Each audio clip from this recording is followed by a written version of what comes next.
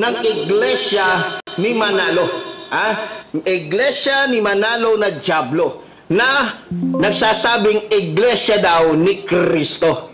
Itong si Marcoleta ay talagang demonyo din na katulad po ni Kibuloy. Paano ko nasabi? Mamaya po papaliwanag ko sa inyo kung gaano po kademonyo yung Marcoletang ito. Itong malaking matang itong ito na masasabi mo talagang Diablo rin katulad ni Kibulok.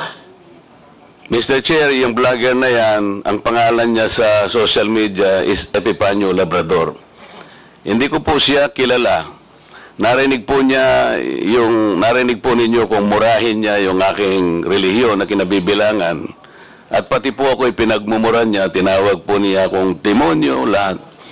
Pero hindi po ako kumikibo. Ang sinasabi ko lang, kung tayo talaga ay i-address po natin ang mga ganitong klaseng paninira na mga narratives, ay siguro po pati itong mga ganitong klaseng tao ay may patawag din natin. Ako po, kahit na po ano pang sabihin nila, I will just stay as I am.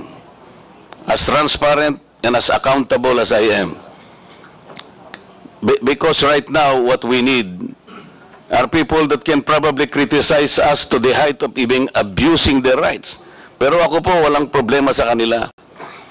Ay darating din po ang panahon that these people will be rendered useless. At wala nang maniniwala sa kanila until time will come na masasabi ng tao that they are stupid, useless people and they are simply liars. Tayo po, ang ating role lang basta ayusin lang po natin ang ating pagsisilbi. Kahit ano pong sabihin nila sa atin. Tingnan po niyo yung pagmumura nila sa akin. Wala naman po akong hindi ko po nga kilala yan. Kung murahin niya po ako, parang kayo po, narinig po ninyo lahat kung anong pinagsasabi niya. But people, I think, will not believe him. Dahil hindi po ako yun, yung sinasabihan niya. Maraming salamat po, Mr. Chair. That is precisely the objective of this hearing, Representative Marcoleta.